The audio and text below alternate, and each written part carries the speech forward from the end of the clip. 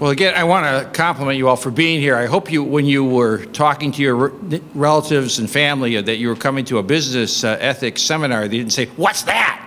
You know, because sometimes, unfortunately, in our country, business and ethics seem to be an oxymoron. I myself practiced for 40 years as a trial lawyer, and other than used car salesmen, I don't think anybody has a worse reputation for ethics than lawyers.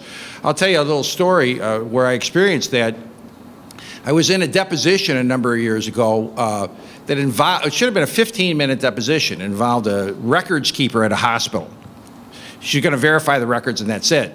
Well, the attorney on the other side was a hardball, you know, maniac type guy, and he was going to punish us for opposing him in the case, and so he was fighting with this poor records keeper for, the deposition took 3 hours, okay, it's something that normally would take 20 minutes. I'm fighting back with him and telling him, hey, you keep this up, we're going right to the judge, and let's see what the judge thinks of your questions. I'm telling her not to answer those stupid questions, I'm certifying the questions to let the judge look at it. Well, it turns out we got through the deposition, and after it was done, he turns on the big smile and he says, "Come on, let's have some coffee. How are you?" He was of this dual life dichotomy. This is all just business, Mr. Cheely. It doesn't really matter. I was just playing a game and you were playing it with me. But I didn't buy that, okay? Because in other words, if we're going to be jerks for our waking hours while we're working, and then think when we go home, then we'll be a nice guy, basically it means we're jerks 90% of the time. And I don't think that creates a very good world. As it turned out, within a couple of months, this particular lawyer died on his way to the courthouse. He was walking across the Daily Center, he had a heart attack, and he died. And then I did something, I'm going to confess a sin to you guys. I committed a sin called gaudium peccaminosum, sinful joy, okay? I did it. I called up the records keeper. I said, "Hey, Genevieve, did you hear? So-and-so died." "Oh, gee, that's too bad." I said, "Except I won't believe it until I see them shove the stake through his heart, kind of like Dracula style." Okay. And she started laughing. She said, "You're terrible." Well, my point is, there goes his life. And what kind of a legacy did he leave? Obviously, he left a bad taste in my mouth, and he left a bad taste in the mouths of the people that he left, and he kind of left a bad taste in the world. And what the Integritas Institute is interested in is not doing that, leaving the world a better place because you and I have passed through it, leaving a good taste in people's mouth so that we can go on to the business of building and helping and creating a better society for ourselves and for our children. And that's where the speakers come in today. The first speaker is an extremely interesting person. She's got a distinguished career, Joan Moore. She's a certified John Maxwell speaker, trainer, and coach, and owns her own business, Leader by Design. She is also a supervisory investigator at the U.S. Attorney's Office in Chicago, so she's seen it all, where she helps investigate and prosecute fraud in all federal government programs. You can imagine what she's found there. Joan is also a senior professor at Keller Graduate School of Management. She's a published author of many different varieties of books, and a distinguished Toastmaster, and a past district governor of the District 30 Toastmasters of the Chicago area. And among her versatile talents, which you'll see, she even writes children's books, which help promote, even at a tender age, an appreciation for the good, the true, and the beautiful. So without further ado, I ask you to welcome Joan Moore.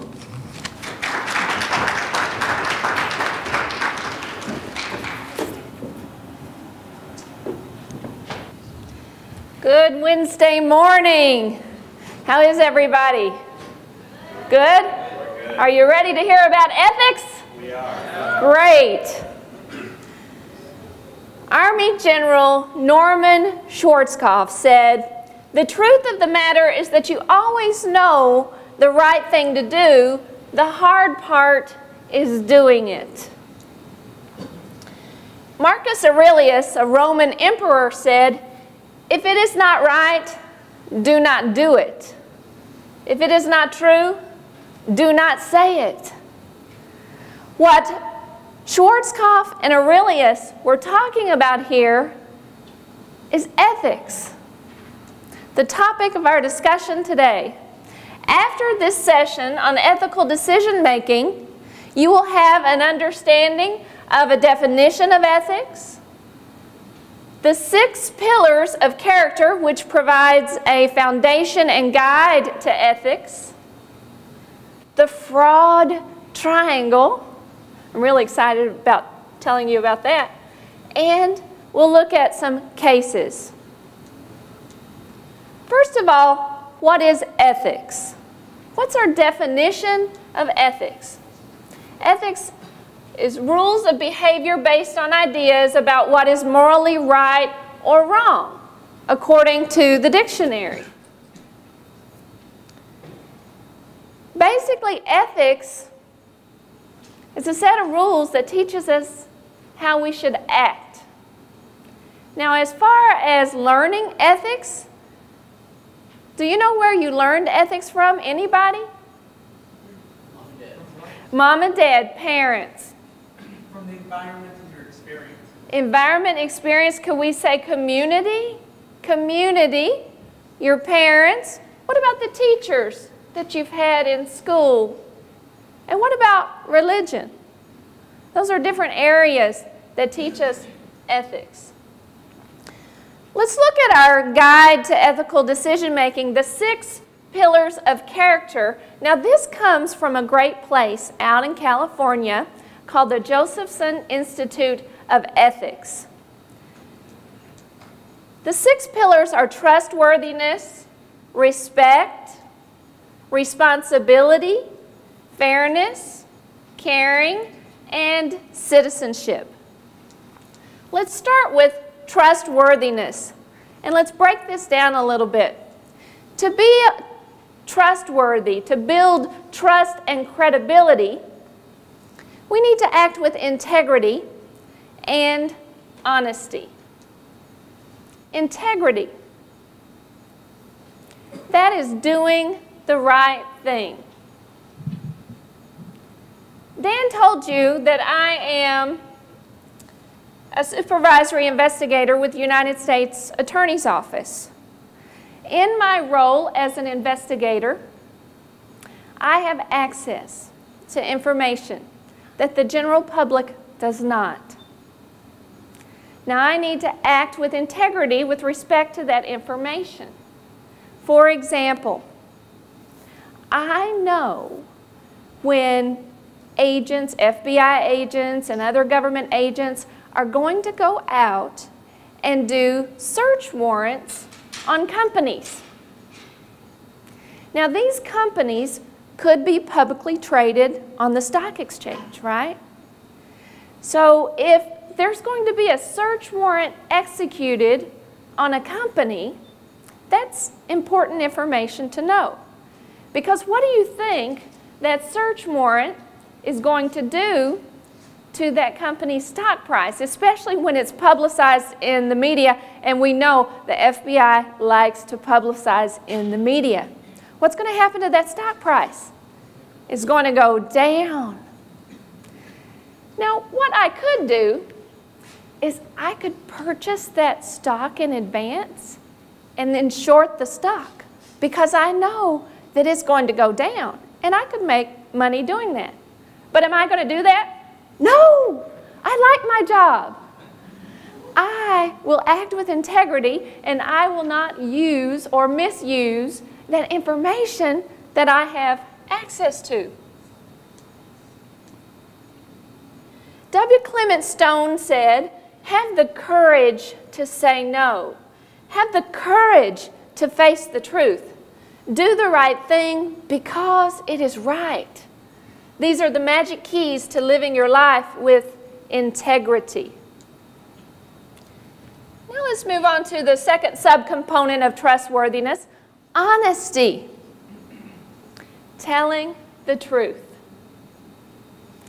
I learned this lesson early on in life. There I was in Miss Marie's first grade class. I did not want to be there. I wanted to be at home, playing.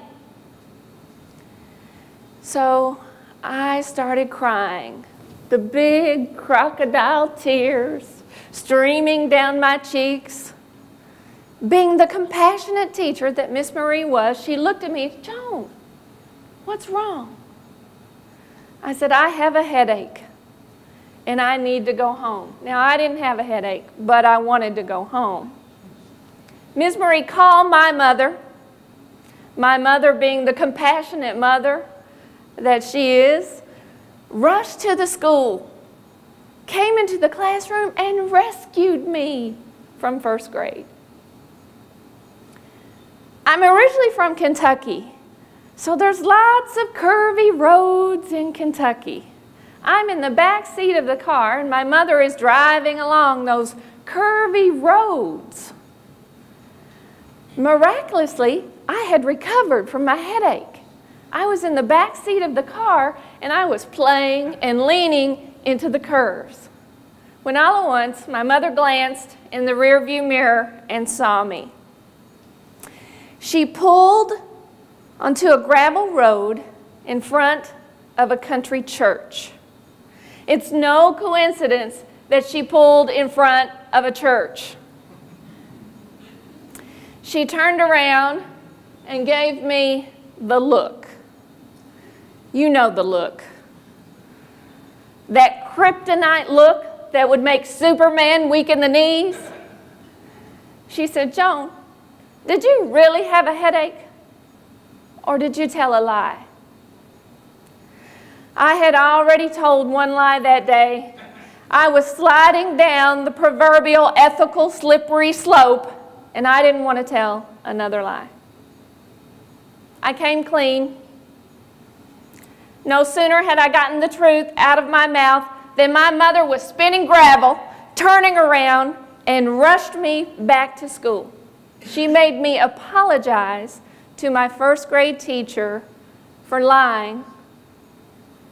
And then, believe it or not, for the next 12 years, I never missed a day of school. That day, I learned to always tell the truth. Our second pillar of character is respect. When I think of respect, I think of the golden rule. Do unto others as you would have others do unto you. Treating everyone with respect. I'm reminded of my favorite Christmas cartoon. It's a tradition. I watch this cartoon every Christmas. I have it on DVD. I watch it every Christmas. And that cartoon is Rudolph the Red-Nosed Reindeer. I love Rudolph. Do you remember the scene where all the little male reindeer are together and they're playing reindeer games, they're trying out for Santa's sleigh, and then all at once they notice that Rudolph has a red nose. His nose is shiny and it's different than all the other reindeer. So what they do is they don't treat him with respect. They start making fun of him, calling him names. They wouldn't let him play in any reindeer games. But then something happened. The storm of all storms. And Santa thinks that he's going to have to cancel Christmas. He's about to make that announcement that he didn't want to make. When Rudolph's nose goes off, Santa looks at him and he said, "That's it. Rudolph, with your nose so bright, won't you guide my sleigh tonight?" Rudolph did. He guided the sleigh. He saved Christmas.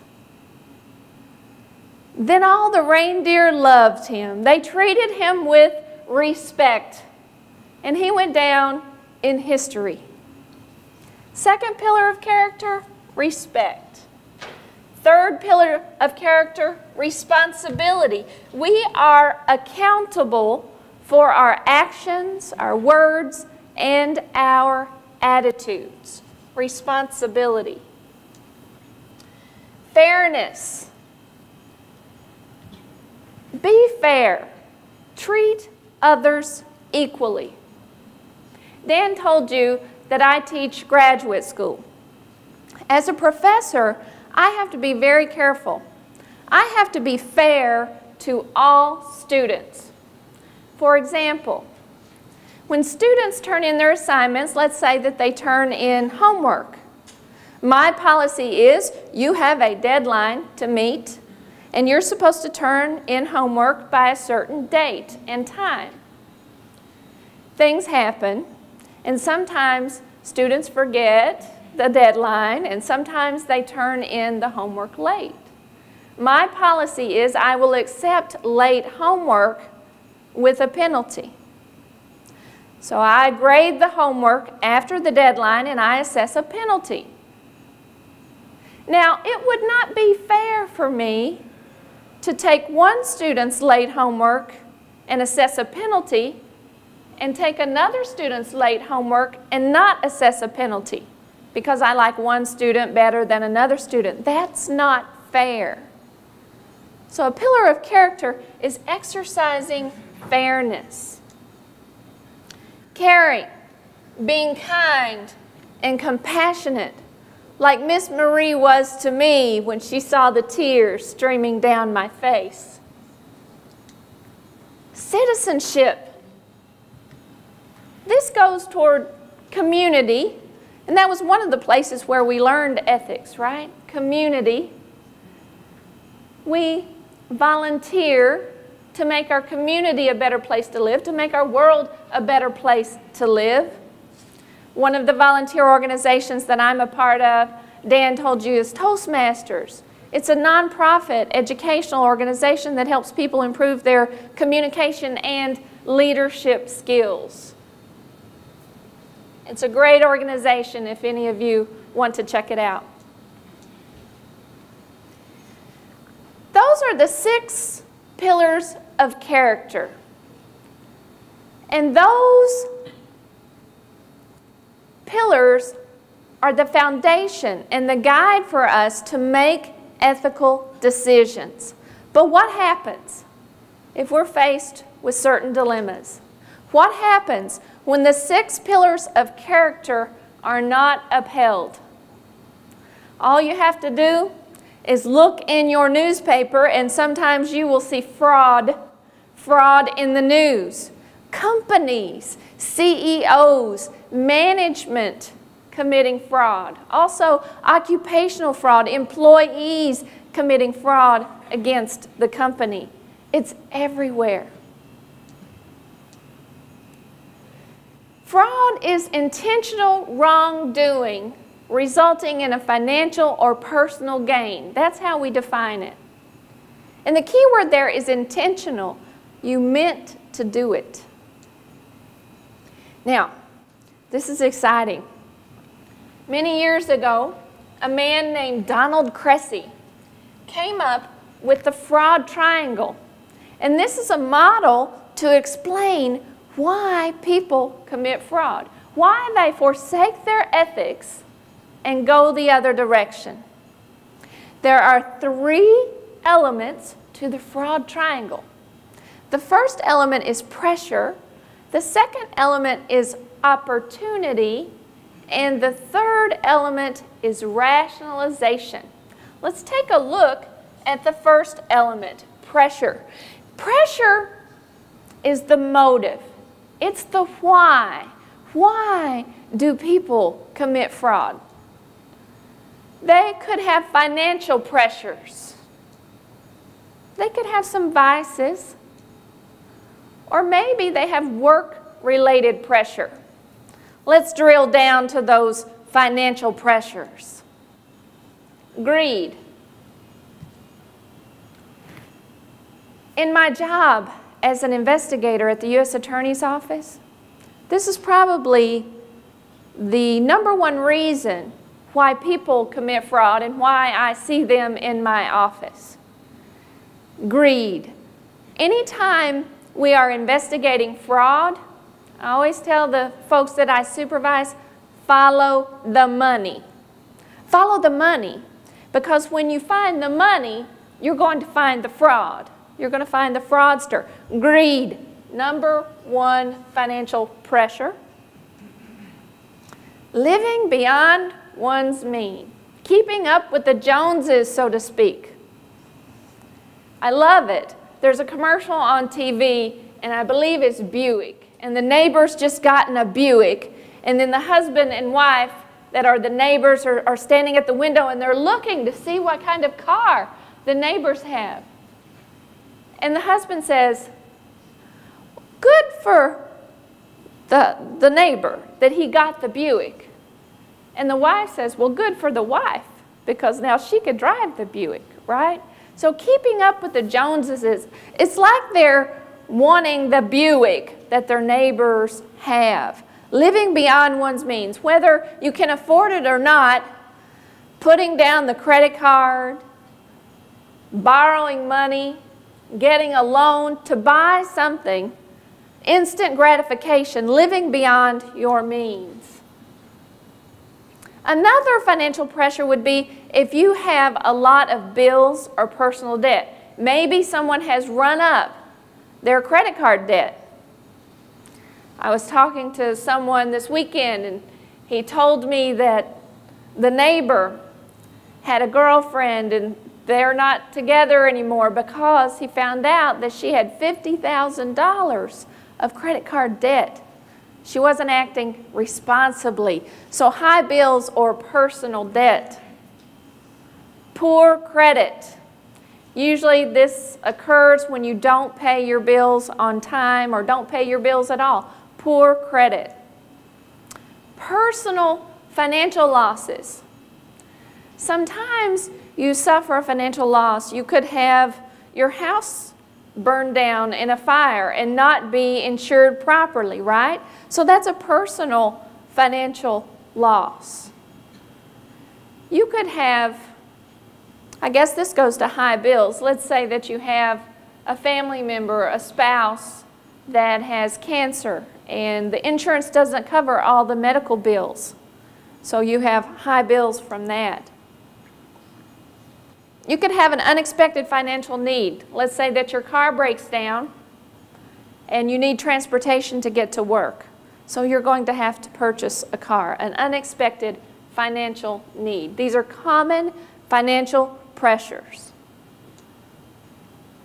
You could also have a vice, and I've seen this in different cases in my office. Gambling. We have some casinos nearby, and they do have a vice of gambling. That can be a pressure to commit fraud, a motive. Drugs. It happens. Alcohol. Expensive extramarital relationships. We don't want to think about this or talk about this, but it does happen. And usually when you have that kind of a relationship, it is expensive. Work-related pressure. This can be where you want to get even with your employer. Now, what does that look like? It could be motivated by getting little recognition. Let's say that you have worked on a project and you've worked really hard and you did a great job, but you didn't get recognized for it. That can make you be a little bit resentful. Let's say that you're just dissatisfied in your job. You're not challenged. That job satisfaction is just not there. Or maybe your company has just been bought out by another bigger company. We know what that means. A lot of people are going to be downsized. You could have the fear of losing your job. You could be passed up for a promotion that you think is yours and that you deserve. These are all work-related pressures. You could feel like they're not paying you what you're worth. You've got all this education and your salary is not commensurate with your education. These are work-related pressures which could cause you to try to get even with your employer. The next element of the fraud triangle is opportunity. Some of you are business students, so you probably know about internal controls in a company. Separating the different duties. The different categories that need to be separate are authorization, record keeping, and custody. Now, when you have one person that crosses over into two or more of those categories, you have a lack of separation of duties. You have poor or weak internal controls, and that makes a fertile environment for fraud. In other words, when you have people wearing all kinds of different hats that they're not supposed to, then they have the opportunity to commit fraud. Another opportunity could be if a company actually doesn't do anything to people who steal money from the company. Let's say there's some occupational fraud. An employee has stolen $150,000. They keep it quiet. And companies like to do this. They don't want to publicize that in the news because that appears as negative publicity for the company. So they keep it quiet. Unfortunately, they don't prosecute the fraudster, the person who stole the money, and they still work at the company. So they failed to discipline the fraudster. There are no consequences. What do you think that's going to do to the other employees? They're going to think, I can do it too. I can get $150,000. I can get away with it. No consequences, right? I have an opportunity to commit fraud. Lack of an audit trail. Let's say that a company's system of records is not what it should be. And vouchers are not processed appropriately. So the audit trail is not very clear. That again is a fertile environment and provides opportunity for someone to commit fraud. Wow. Position of trust. I teach accounting fraud examination concepts, and the title of the textbook is Trusted Criminals. Trusted criminals. The CEO of a company is trusted. Why? Because of the CEO's position. Employees in the company could be trusted because they've worked there for 15, 20 years. They're a good employee. Rationalization is our third element of the fraud triangle. And people may make an excuse. They think of the ethics and they think, yeah, I know that's wrong, but it's okay because. So that's their excuse. I know it's wrong to steal the money, but it's okay because I'm only borrowing the money. I'll pay it back later. Another rationalization, it's okay because I had to provide for my family. It's okay because nobody will get hurt. They're thinking of physically hurt, not the company who's suffering financially because they took money. It's okay because it's for a good purpose. I'm going to take this money and then donate it. Or I deserve more. The organization owes it to me. That could be that work-related pressure that we were talking about. Now, let me give you an example of the fraud triangle. Let's say that you have an accounts receivable clerk at a company, and she also opens the mail. Now, in the mail are payments for accounts receivable that she's to process and she's to record in the accounting system. Wow. So she has custody of the checks that come in the mail, and she is to record those payments in the accounting system. So custody and recording, two different categories, and she's in both. So what does that mean? There's a lack of segregation of duties, right? Now let's say that this accounts receivable clerk has been at the company for 20 years, has a stellar record of performance. But then something happened recently in her life. Recently, her spouse was diagnosed with cancer, and they had lots and lots of medical bills. The insurance is not going to pay all of those medical bills. They're only going to pay about half. So she has a situation where she's got a financial need. Let's say that she decides to take some of those payments and keep them for herself and not apply them to the accounts. She has the opportunity to do that because she wears two hats and there's a lack of segregation of duties. And then let's say that she rationalizes it by saying, I'm only borrowing the money and I'm going to pay it back later. That is an illustration of the fraud triangle. You know the elements, the pressure or the motive, the opportunity, and rationalization. At this time, if I could have you look in your folder, and we have a fraud triangle exercise for you to do. If you can just take that out, read it over for a minute.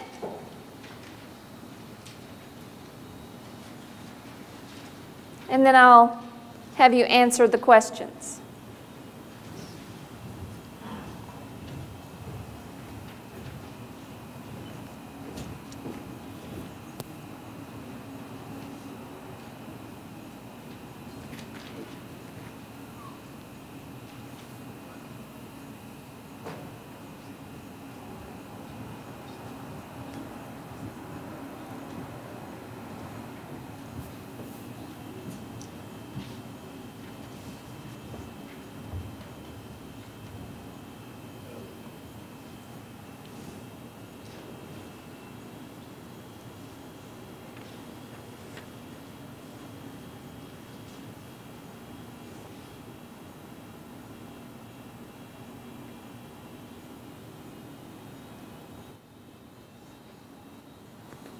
All right, let's go over this. Mary Johnson, a Chicago School District employee, was charged in 3rd District Court Wednesday with 1 count of felony theft and 5 counts of felony forgery for allegedly stealing approximately $32,000 in school district funds. Johnson, who was the district's payroll clerk, was a trusted employee and had worked at the district for over 10 years. Johnson was responsible for both the authorization and record-keeping payment functions for payroll. She allegedly arranged electronic deposits of funds for non-existent or ghost employees to go to her bank account by using fictitious employee names, according to Chicago Police Detective Theodore Hansen. Note: Johnson recently went through a divorce and has 4 children to support. She needs money for her children and a new car and plans to pay the money back later. Hansen said school district officials became suspicious when they had trouble balancing the district's bank account. After an internal audit, school officials discovered payroll listings for workers that didn't have any matching Social Security numbers. District officials then turned to police for help. Chicago School Superintendent Larry Schwartz said Johnson had been released from her job for malfeasance. Who can tell me what Johnson's motive was for committing the fraud? Anybody? Financial pressure. Financial pressure. She needed the money, didn't she? She had just gone through a divorce. She needed a new car. She has 4 children to support. What was Johnson's opportunity?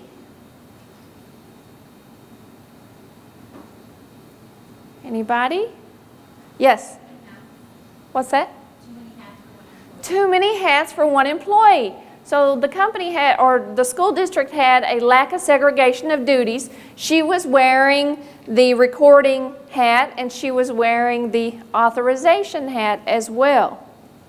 Very good. Another opportunity was that Johnson was a trusted employee. She had been at the school district for how many years? 10 years. Or more than 10 years. And what was Johnson's rationalization? She's borrowing the money, right? She's going to pay it back later. So now, all of you know about the fraud triangle. This is important. You want to keep this in mind because when you're getting your jobs at these companies, you want to take a look at them, make sure there hasn't been anything in the news about companies that you're interviewing with, and it's a good place to work. Next, we're going to talk about some fraud cases. We're going to apply that fraud triangle knowledge that we have and look at some cases that have been in the news. This is actually one of my favorites. This happened September 2014. The Peanut Corporation of America. Usually we don't think about food companies committing fraud. We hope that food companies don't commit fraud because everybody eats food, right? I don't know if you like peanut butter. It's a personal favorite of mine. Like I said, I'm from Kentucky. We eat a lot of peanut butter in Kentucky. But where they have a lot of peanuts is Georgia, and that's where the Peanut Corporation of America is housed. Now what happened was they had some unsanitary conditions in their peanut plant, and they're processing the peanuts and they're making the peanut butter. Unfortunately, there was a leaky roof and water is not good when we're talking about salmonella. So their peanut butter actually became tainted with salmonella. Now, there were two brothers that owned the Peanut Corporation of America, and guess what? They knew about the salmonella. And the CEO, Stuart Purnell, he put this, okay, this is crazy. He put this in an email because I know we're all about the technology now, right? We email, we text. He put this in an email. For some reason, people put things in email and they don't think they're going to be read or anybody else is going to see them, but they are. Some of the best evidence for fraud cases comes from email. So Stuart Purnell says, just ship it. He was talking about the peanut butter with the salmonella. Just ship it. Wow. I would not want that jar of peanut butter sitting on my table, and I wouldn't want to eat from it. 9 people died. 9 people. One of the people that died was in Minnesota, and as a matter of fact, the son of the lady that died actually traveled all the way to Georgia and attended every single day of the trial in honor of his mother. Now the sentencing is pending. I don't know how many years these folks are going to be sentenced to, but I hope it's a lot because this is important. Food safety is important. Now this was groundbreaking because it's one of the first cases where they have charged the CEO with a felony for food safety. And now I think we can see more of this and expect more of this. Now another case is fraud and ethics affects the food that we eat. Fraud and ethics affects our everyday life. It affects even when we go to the doctor. Now, sometimes maybe there's something on someone's skin and they need to see a dermatologist. There was a dermatologist in Sarasota, Florida by the name of Dr. Michael Rosen. And Dr. Rosen was a Medicare provider. Now what that means is he treated elderly patients. To be eligible for Medicare, you need to be 65 years or older, and he treated a lot of elderly patients. You can imagine elderly patients, they've been exposed to sun, right? And some of them have sun damage, some of them have spots on their hands and different places of their body. So because Dr. Rosen was a doctor, do you think that made him a trusted? Do you trust your doctor? I think you probably do, because if I have a doctor, I'm not going to a doctor I don't trust. So all of those patients trusted Dr. Rosen, and he was a trusted criminal. Unfortunately, he left his ethics behind, and he went to the fraud triangle side. And a lot of that was because of greed. So let's just apply the fraud triangle to this. He was greedy. He had the opportunity. He was a trusted criminal. He had the motive. He was greedy. He wanted more money. He had 7 kids to provide for, so he had a financial need. Again, another motive. He falsely diagnosed skin cancer. If you've got a spot on your hand or your arm or even your face, when you hear that word cancer, that is shocking, right? Nobody wants to hear the C word. So he falsely diagnosed his patients with skin cancer, and what's even worse, are you ready? He performed unnecessary surgery, Mohs surgery. Now what Mohs surgery is, it's like you take an instrument and let's say that you had a spot on your hand, then he would basically scoop out layers of skin. And this is called Mohs surgery. So he's scooping out the cancer, except there was no cancer because he had falsely diagnosed the patients. He performed 122 surgeries on one patient. This was actually on American Greed. Do any of you watch American Greed? Yeah, it's kind of a cool show, isn't it? It was featured a few years ago on American Greed, and they actually had the patients talking about how he did surgery after surgery after surgery. And then not only when a spouse would come in, then he would look at the other spouse and say, wait a minute, I see something on your face, or I see something on your arm, and we need to take care of that. Then he would start performing the surgery on the spouse. He tried to do it for the whole family. Of course, he billed Medicare and he got money, a lot of money. Now this is what he did. When the patients came in, and by the way, this was a whistleblower lawsuit. Now, it's underneath the False Claims Act, so there's a whistleblower who's called a relator, and they file a complaint, a lawsuit in court, and they say, this fraud has occurred. Government, what are you going to do about it? So the government starts investigating the lawsuit, and they say, yes, we can corroborate what you've told us, and we're going to take over this investigation and prosecute the case. Now, the whistleblower was actually a patient of his, and she found out that he wasn't doing what he was supposed to do because she went to a different dermatologist. And they said, you don't have cancer. And she says, no, wait a minute, Dr. Rosen said I do. I have skin cancer. And the other dermatologist says, no, you don't. And then she got to be friends because she came so many times and had so many surgeries from Dr. Rosen. She became friends with the office manager. And they started socializing, and then she told the office manager about, I went to this different dermatologist and he says I don't have skin cancer. And then the office manager says, I always thought something was fishy. I thought it was funny. And this was so wild. If you watch that American Greed show on Dr. Rosen, you'll see that they actually take the slides where they have to take a biopsy of the skin. Well, he was putting chewing gum, and then one of the employees, one of the technicians, put a piece of styrofoam on the slide, and he says, yes, that's cancer. So anything that he looked at was skin cancer, whether it was or not. And they actually threw the slides out in the dumpster, and that's when the FBI comes in and they get the slides, and that's how they helped prove the fraud in the case. Now, what happened? Well, Dr. Rosen ended up having to pay $7.2 million in restitution, and he's serving 22 years in prison.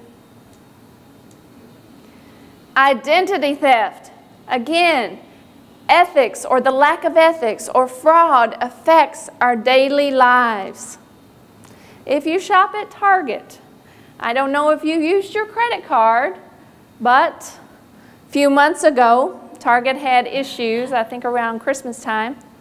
Target had issues with the credit and debit cards, that information being stolen. Now what happened was hackers came in and they put malware on the cash registers. So when you were swiping your credit card or swiping your debit card at the Target cash register, all your information was recorded and it was going back to the hacker. And then they were able to steal your identity and get credit cards, more credit cards in your name and act like they were you. Now this is recent. Apple Pay. Apple's on the cutting edge, right? Well, guess what? Cyber criminals have already infiltrated Apple Pay. What they do is they use stolen credit cards to set up iTunes accounts, and then they use those iTunes accounts to set up Apple Pay accounts, and then they just start shopping like crazy. The sports that we watch on TV, like I said, ethics affects our daily lives. Here's a quote from Stephen Keener, the Little League International President and CEO. He says, during our review, it became clear that both Jackie Robinson West officials and District Administrator Mike Kelly signed documents to make players eligible who should not have been. So in other words, they falsified some documents. They falsified the eligibility. Wow. Back to food again. Can you tell that I like to eat? But this is not a food safety case. This is a case about chips and popcorn and nuts, oh my. The chips are kettle chips. The popcorn is Pop Secret popcorn. And the nuts, my favorite, those emerald nuts. You can buy those in the boxes and they have individual packages of nuts. I love those. I love to get those almonds.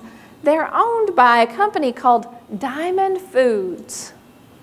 Now they committed accounting fraud. Their corporate officers cooked the books. How did they do that? They actually falsified the costs of walnuts and the different products that they had, so they understated their costs. They cooked the books, they falsified accounting records. Now, where do you think this occurred? Do you think it occurred in a low-level employee in the accounting department? No. This was the CEO. This could be called management override. This was the CEO telling the people, falsify these journal entries, falsify these costs. Now what happened was they're going to have to pay $5 million to the SEC, the Securities and Exchange Commission. And guess what? They had to restate their financial statements. Well, at first they had financial statements that showed a $56 million profit. And when they restated, guess what? Now there's a loss. Folks, that's a clue. Anytime you see a company restating their financial statements, it's never good. So when you're thinking about a prospective employer, look at their financial statements. If it's a publicly traded company, look at their financial statements and check the company out first. Well, hopefully now you have an understanding of the definition of ethics, the 6 pillars of character, which is the foundational guide to making ethical decisions, the fraud triangle, and the cases that we've covered. Mr. Cheeley. Thank you very much, Joan. Wait. Oh.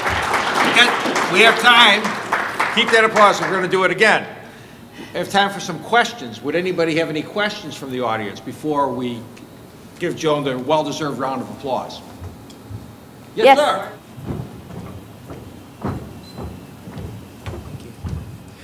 With the case of Jackie Robinson West, I'm just curious, do you think that, see, I think that there could have, obviously there was an ethical issue, but in my opinion, the title, because it was caught after the fact, after the team had won, I don't think that the title should have been really removed. What's your feeling about, I mean, about the accountability and the fact of the title actually being removed once they had earned it? Okay, that's a very good question. There's precedent for this because Jackie Robinson West isn't the first team that this has happened to. It's happened to 2 other teams. One was from New York and one was from a different country, I think. So my feeling is wrong, and whether it was caught after the fact, because we catch a lot of fraud that occurs after the fact. It's clandestine, it's undercover, so to speak, and then when it comes to light, it's always time to do the right thing. So I think that the title should have been revoked, but I feel really bad for the players because they're not the ones who committed the fraud. It was the parents and the officials that committed the fraud, and if they had acted ethically, then we would not be in this situation. Any other? Any other questions? Whenever we hear about the SEC collecting the multi-million-dollar fines, how come we never hear about the fraudulent use of those monies? Well, there's a watchdog for the SEC as well, and there's something called the Government Accountability Office, and they're the auditors who audit the auditors, so to speak. So if there is a problem with the SEC, that could be publicized as well. I don't know of any misuse of the SEC funds, but those are the folks who investigate that. Any other questions? Sir. I'm curious, when you catch someone at fraud, and there's obviously always opportunity, well, how far up the corporate ladder do you go to hold people responsible for providing that opportunity? That's a great question. We go as far up as we can, as far up as we have evidence. For example, there was a whistleblower lawsuit that I was helping investigate, and the FBI agent and I went and interviewed this one woman who worked for a particular company, and she said, well, am I going to get in trouble? Because I knew this was wrong, but I wanted to keep my job. I have to feed my family. I kept doing this, but I knew it was wrong, and I did try to tell people that it was wrong, but they said, don't worry about it, right? So we told her, you're a little fish in a big pond. We are not wanting to catch the little fish. We want to catch the big fish, the people who are actually responsible. Now, to do that, we have to have evidence. And for a criminal case, which results in prison, we have to have evidence beyond a reasonable doubt, and we have to prove intent. So if we can tie that CEO to a meeting, and there's minutes of that meeting where they're making a decision, or they've told someone we have oral evidence, and that person comes in and is a witness for us, and they say, yes, the CEO told me to do this, or I know the CEO knew about this because. So that all factors into how far up the chain we can go. Hopefully we can go to the top if that's where the fraud has occurred. And what burden of proof do you? Beyond a reasonable doubt, the intent. That's, if it goes to trial, that's what we have to prove at trial. For a criminal case, beyond a reasonable doubt. Now for a civil case, we have to prove preponderance of the evidence, which is about 51%. It's a lot easier in a civil case. That's why you see us taking money back probably a lot more than you see us sending people to prison. Go ahead, Anthony. When there's multinational corporations, do you get support from the international community in going after these cases and prosecuting them? Yes. There's an office in Washington called the Office of International Affairs, and a lot of times we get support from them because if it's an international company, they'll have their money, follow the money. They'll have their money in accounts overseas, so we work with the OIA to actually trace that money and to help with our investigation. So yes, we do. I've got a question myself. When there is lack of appreciation of any external standards at all. That seems to make that third point of the triangle very tricky. When someone says, hey, I got to do what's best for me, Katie barred the door. So how can society create standards that people can refer to universally so that they can be less prone to rationalizations of this kind? Okay. Sometimes you have people that fill positions, I'll use accounting as an example, and there are standards for that. For accountants, the AICPA publishes the Code of Professional Conduct. Companies actually have code of ethics, and they have their employees sign off and say, yes, I've read these code of ethics and I will abide by these code of ethics. It doesn't mean they're enforced, but they actually have code of ethics of how you're supposed to act in the business environment, in the work environment. Now, in Kentucky, we have a phrase, you can lead a horse to water, but you can't make him drink. So you can have all the standards and all the rules you want, but unless people abide by them, then you're going to have situations that the fraud triangle exists and fraud occurs. Joan, thank you for a very illuminating and even entertaining speech on a topic that is important to all of us. We now have a time for let's have a round of applause for Joan.